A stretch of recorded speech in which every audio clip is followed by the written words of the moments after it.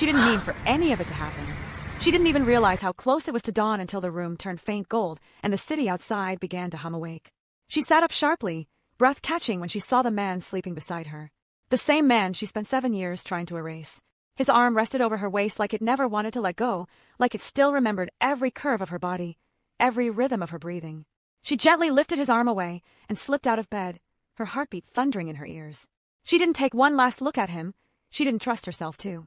Her phone buzzed nonstop as she hurried into her clothes. Missed calls, texts, notifications from work, meetings, deadlines. A reminder she should have been preparing for today instead of this. She grabbed her bag, took one shaky breath, and left the hotel room before the memories could catch her. Outside, the morning air slapped her cheeks awake. She whispered to herself, it was nothing. It meant nothing. It has to mean nothing. She repeated it like a prayer, like a warning. Exactly 7 years since he vanished from her life. 7 years since he left without explanation, without closure, without even a goodbye. And now, after one impulsive night brought on by nostalgia, anger, and unresolved everything, she was losing her mind. And then last night, at that ridiculous reunion party she almost didn't attend, she saw him across the room. Their eyes met, and every wall she built came crashing down. One drink, one conversation, one touch, and now this. Work. She needed work. Work was logical. Work was controlled. Work didn't make her feel like she was drowning. But the moment she stepped into the office lobby, something felt wrong. Clusters of staff huddled near the elevator, whispering. Excitement crackled in the air like static before a storm. Adaeze frowned and checked her phone. No memos. No announcements. Nothing scheduled. She moved toward her desk, but her coworker Bola intercepted her, eyes wide with barely contained gossip. Ada, where have you been? You're never late. Bola grabbed her arm, lowering her voice conspiratorially. Big things are happening. They're announcing the new executive operations director today. Some hotshot from outside. People are saying he's here to restructure everything. Might even be bringing in consultants from his previous company in Seoul. Adaeze's stomach twisted, though she couldn't say why. She forced a tired smile. Good for us then.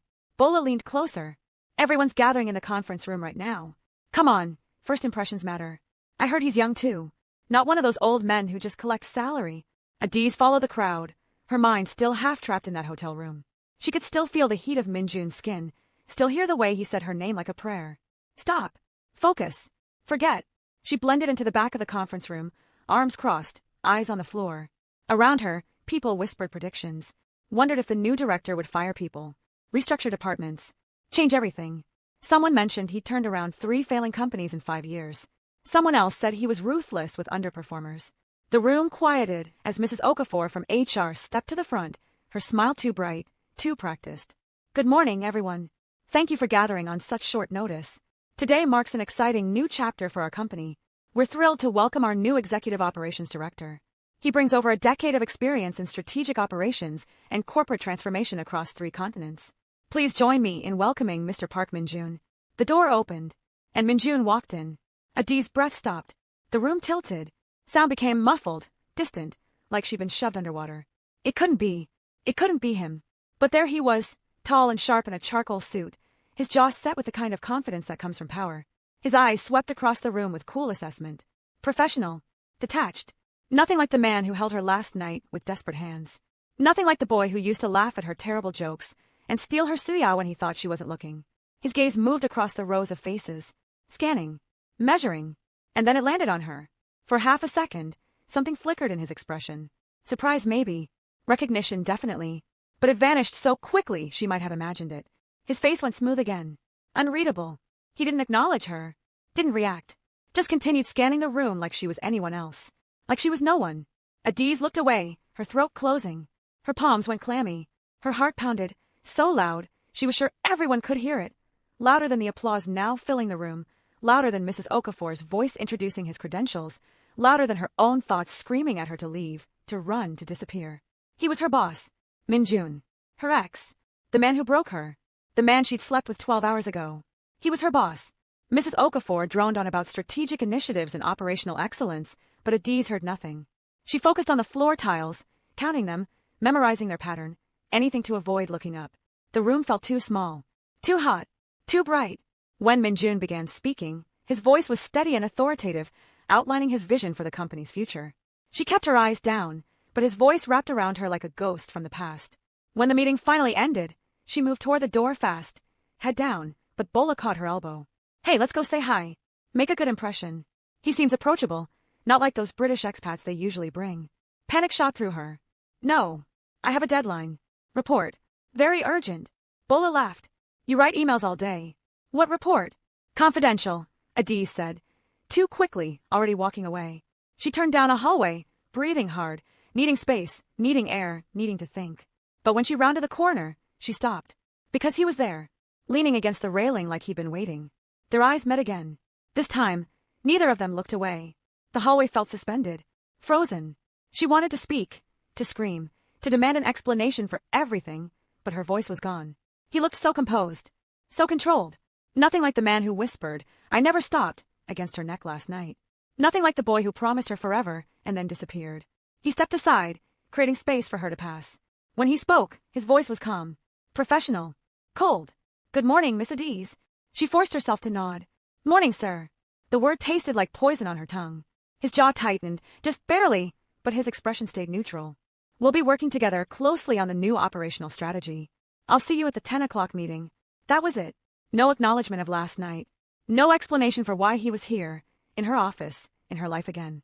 He walked past her, his cologne trailing behind him, and she hated that she recognized it. Hated that it still made her chest tighten. The rest of the morning was torture. Every time he spoke in meetings, her body reacted in ways her brain resented. Every directive he gave seemed to involve her department. Every project he outlined somehow required her input. He didn't look at her differently, not in any way others would notice, but she felt it. The tension, the weight, the history crackling between them like a live wire. Around noon, she escaped to the break room for coffee, desperate for 5 minutes where she didn't have to see his face or hear his voice. But Ji-won was already there, leaning against the counter with that calculating smile she always wore. Ji-won, who networked like it was an Olympic sport. Ji-won, who attached herself to power the way magnets stick to metal. And now, clearly, she'd set her sights on the new director. Interesting morning, Ji-won said, stirring sugar into her cup slowly. Her Korean was perfect, her English flawless, her ambition terrifying. You looked stressed during the announcement, almost like you'd seen a ghost. Adaeze's heart kicked. Just tired. Didn't sleep well. Ji-won's eyes narrowed, sharp and assessing. You know, I noticed something. When Director Park looked around the room, he seemed to pause on you. Like he recognized you. Do you two have history? You're imagining things, Adaeze said, keeping her voice steady even as panic fluttered in her chest. Ji-won smiled, but it didn't reach her eyes. Maybe. Or maybe there's a story there. Either way, I'll be paying attention. You know how I am about details. She leaned in conspiratorially. Between us, I did some research. Director Park was based in Seoul for 3 years, then Singapore, then briefly here in Lagos 7 years ago before moving to London. Interesting timing, don't you think? 7 years ago. Adaeze's blood ran cold. Ji-won walked away, and her hands shook as she poured her coffee. This was bad. This was so much worse than just seeing Min-jun again. If Ji-won started digging, started asking questions, if anyone found out about last night or their past, it wouldn't just be awkward. It would be career-ending. Workplace fraternization. Conflict of interest. She could lose everything. The strategy meeting at 2 was packed. 15 people crammed around the conference table, laptops open, notepads ready. Min-jun entered last, commanding the room's attention without saying a word. He launched into the agenda, his voice firm and clear, outlining new performance metrics and restructured workflows. People nodded, scribbled notes, asked careful questions. His presentation was flawless, data-driven, the kind of strategic thinking that made companies millions. But every few minutes, Adaeze felt his gaze flicker toward her. Brief, almost imperceptible. But there. Ji-won sat directly across from him, leaning forward, laughing too loudly at things that weren't funny, asking questions she already knew the answers to. Her body language was obvious, performative, and it irritated Adaeze more than it should have. She had no right to be irritated. No claim on him. Not anymore. When the meeting ended, people filed out slowly, still discussing the new directives. Adaeze gathered her things quickly, ready to escape, but then his voice cut through the noise. Miss Adaeze, stay back for a moment. She froze. Everyone turned to look. Ji-won's eyebrows raised slightly. Bola shot her a curious glance. Slowly, the room emptied. Ji-won lingered near the door, but Min-jun dismissed her with a polite nod that left no room for argument. The door clicked shut, and suddenly they were alone. The air felt heavier, thicker. He stood with his hands in his pockets, posture rigid. "We need to talk." Adaeze swallowed hard. "About what?" He raised an eyebrow. "Really?" She looked away. "There's nothing to talk about. Last night was a mistake." For the first time all day, emotion cracked through his controlled exterior. Something sharp and wounded flashed in his eyes before he buried it. "A mistake," he repeated quietly, his accent thickening slightly the way it always did when he was hurt. "Right." She didn't expect it to hurt him. Didn't expect to see the impact of her words on his face. It made her chest ache in a way she resented. He straightened his tie, pulling the mask back into place. "Regardless of what happened, we have to remain professional. No complications. No mixed signals. This can't affect our work." She nodded quickly, even though part of her felt hollow. "Agreed?" "Good," he said, but his voice lacked conviction, like he was trying to convince himself more than her. She gathered her things and moved toward the door, needing to leave before she said something she'd regret. But just as her hand touched the handle, he spoke again. "Adaeze." She stopped, her back still to him. His voice was quieter now, softer, vulnerable in a way that made her heart crack. For what it's worth, last night wasn't nothing. Her eyes closed, her heart hammered. When she turned around, he wasn't looking at her anymore. He stared out the window at the Lego skyline, jaw clenched, like he'd already revealed too much. She left without responding, because she didn't trust her voice. Didn't trust herself. The next few days felt like walking a tightrope in a windstorm. Min-jun kept his distance, but the tension never dissipated. Every email, every shared document, every accidental brush of hands in the hallway felt charged. Dangerous. People started noticing. Whispers followed them. Comments about how often he called her for updates. How his voice softened, just slightly, when he addressed her. How they always seemed to be in the same meetings, the same conversations, the same spaces. And Ji-won noticed most of all. Adaeze caught her watching them one afternoon from across the open office, her expression calculating. She was waiting, gathering evidence, building a case. Ji-won didn't just want to climb the ladder. She wanted to eliminate anyone in her way. And right now, Adaeze was in her way. Thursday evening, Adaeze stayed late finishing reports, trying to bury herself in work. Most of the office had cleared out. The fluorescent lights hummed overhead. She was alone, or so she thought. When she looked up, Min-jun stood at her cubicle entrance, tie loosened, sleeves rolled up, exhaustion visible in the lines around his eyes. "You're still here," he said. "So are you." He hesitated, then stepped closer, glancing around to make sure they were truly alone. "Can I ask you something?" She tensed. "Depends on the question. Why did you leave that morning? Without saying anything. Without even a note." Her chest tightened. "You're seriously asking me that? After what you did?" "What I did?" His expression darkened, confusion and hurt mixing in his features. "Adaeze, you're the one who left. 7 years ago. Without explanation. I woke up and you were gone. Your things were gone. You blocked me everywhere." She stared at him, confusion crashing over her like a wave. "What are you talking about? You left me. You disappeared. No calls. No messages. You packed up and moved back to Seoul without even telling me. I went to your apartment, and your roommate said you'd already left the country." He stepped closer, his voice rising despite his efforts to keep it down. "I never went to Seoul. I came back to your apartment that night with your favorite pepper soup and flowers. Your roommate, Chin-yu, she told me you packed your things and moved. She said you told her you never wanted to see me again, that you realized the relationship wasn't working." Adaeze's blood went cold. Chin-yu told you that?" "Yes. Your roommate, the one who was always around when I came to visit. Brown skin, short hair, always wore those yellow earrings." "Min-jun, Chin-yu hated me. She wanted you for herself from the moment she met you. She always made comments about how you could do better, how international relationships don't work, how you should date someone who understood your culture." Her voice cracked. "I never said that. I never left. You just stopped showing up. Stopped answering. I thought you didn't want me anymore. I thought I wasn't enough." The truth settled between them like shattered glass. 7 years of pain built on lies someone else constructed. 7 years of believing the worst of each other. His face went pale, then flushed with anger. She lied, he whispered, his hands clenching into fists. She lied to both of us. All this time, I thought you abandoned me. I thought you decided I wasn't worth the complications of dating someone from a different culture. I thought, his voice broke, I thought you stopped loving me. I never stopped, Adaeze said, tears burning her eyes. Even when I hated you, I never stopped.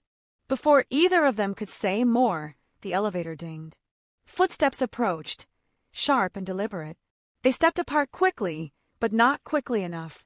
Ji-won rounded the corner, her eyes widening with barely concealed delight at finding them standing so close, alone after hours, with emotions clearly running high. "Oh," she said, her smile sharp as broken glass. "Working late, Director Park? Both of you. How dedicated." "Just leaving," Min-jun said coolly, his professional mask slamming back into place as he grabbed his jacket. But Ji-won's eyes gleamed with triumph. She found her ammunition. She pulled out her phone, casually, as if checking messages, but Adaeze saw the camera angle, saw the calculation. "You know," Ji-won said sweetly, "the company has very strict policies about workplace relationships, especially between supervisors and subordinates. It's in the employee handbook. Section 12, I believe. Immediate termination for both parties if discovered. Such a shame when talented people make poor choices." Min-jun's jaw tightened. "There's nothing happening here that violates any policy, Miss Ji-won. Miss Adaeze and I were discussing the quarterly projections. If you have concerns, you're welcome to file them through proper HR channels." "Oh, I will," Ji-won said, her smile widening. "I definitely will. Have a good evening, both of you." She walked away, her heels clicking against the floor like a countdown. When she was gone, Adaeze sank into her chair, her hands shaking. "She knows," she whispered. "Even if she doesn't have proof yet, she knows. She's going to keep watching until she finds something." Min-jun crouched beside her chair, his voice urgent and low. "Then we need to be more careful. Or," he paused, something shifting in his expression, "or we stop hiding." She looked at him, shocked. "What?" "We tell HR ourselves. Disclose the relationship properly. Request a department transfer for you, so there's no conflict of interest. It's allowed if we're transparent about it." He took her hand, his thumb brushing across her knuckles. 7 years ago, someone's lies tore us apart. I won't let office politics do it again. Not if there's still something here worth fighting for." Adaeze's heart hammered. "Min-jun, you just started. This could ruin your career before it even begins here." "I've rebuilt my career 3 times already," he said, his eyes intense. "I can do it again. But I can't rebuild losing you twice." He stood, pulling her up with him. "Think about it. Really think about it. Because I'm done running. I'm done letting other people decide our story." He left, and Adaeze stood alone in the empty office, her mind spinning. Outside the windows, Lagos glittered with a million lights, a million lives intersecting, a million chances for everything to go wrong or wonderfully right. Her phone buzzed. A message from Bola. "Girl, what's going on with you and the new director? Ji-won is asking questions. Be careful." Then another message. This one from an unknown number. "Meet me at the coffee shop tomorrow morning. 7 a.m. Before work. We need a plan. M." Adaeze stared at the messages, at the choice laid out before her. She could play it safe. Keep her head down. Let whatever was between her and Min-jun fade back into memory. Or she could fight. Risk everything for the chance that maybe, just maybe, 7 years of longing and 1 night of truth could become something real. She looked at her reflection in the darkened window, saw the woman she'd become. Strong, independent, careful, but also tired of being careful, tired of letting fear make her decisions. She typed a response, "I'll be there." And for the first time in 7 years, Adaeze felt something shift inside her. Not certainty, not peace, but something more dangerous and more necessary. Hope, and the terrifying, exhilarating possibility that some stories deserve a second chance, no matter how messy the rewrite might be.